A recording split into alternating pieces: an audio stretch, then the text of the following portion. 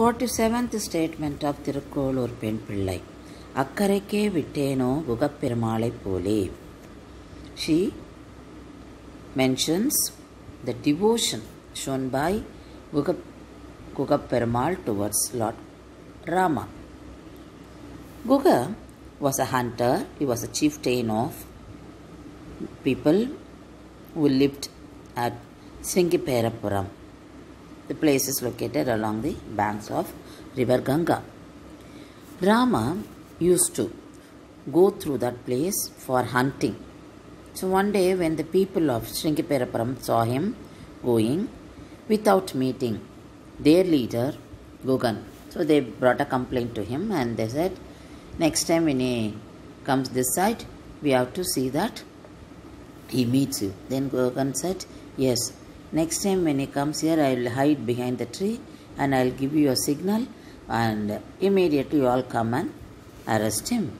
The next time Rama came to that place, Guga was behind the tree, but he did not give any signal to his people because he was enjoying the divine beauty of Lord Rama. And Rama went away. Then the people came to Gugan and asked, why didn't you inform us? You never gave any signal to us. What did you do? Then Gugan said, no, he is the person who has to be worshipped, who has to be celebrated. What a divine beauty he has got. So he said, no, we will not do any harm to him.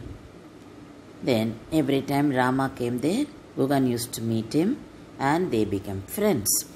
This is how Guga was known to Rama.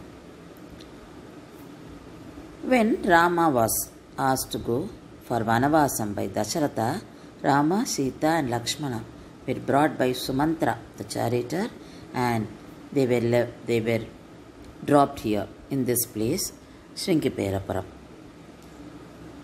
Guga met Rama and he looked at Rama because he used to see Rama in the grand dress, the prince dress, the attire. But now he saw him only in the tree barks.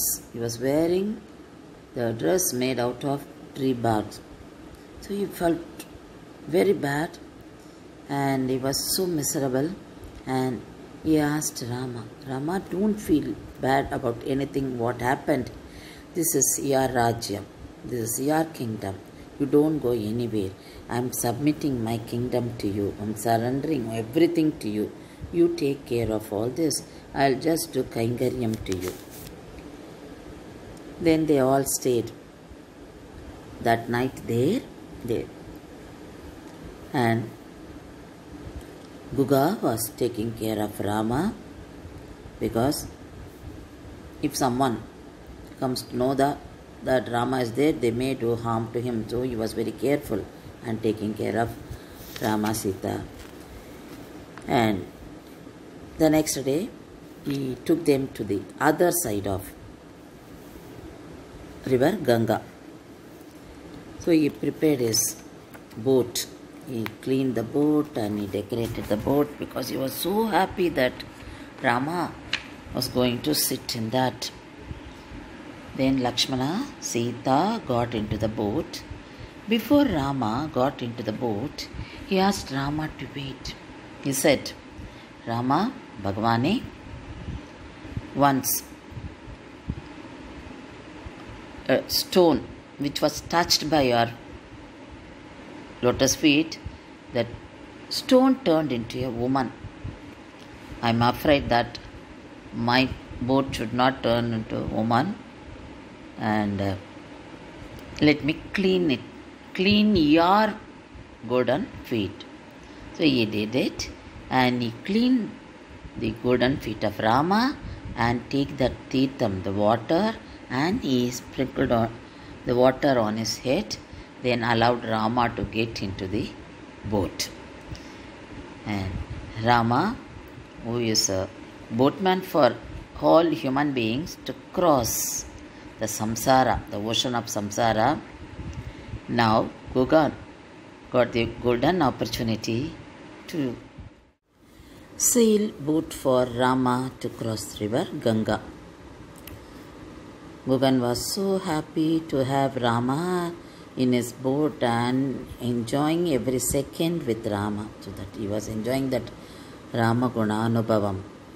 And he was singing songs and he's sailing his boat and dropped them at the other side of the river. And Rama also reciprocated. Rama was so happy to see Guga showing so much of love, so much of devotion, so much of respect. So Rama said, we are now 5. We are no more 4. We are turning to be 5. So he included Guga along with his brothers. That is why Vaishnavites refer Guga as Guga Perumal. Because Rama, he included him with his brothers, with his own family. So we celebrate him as Guga Perumal.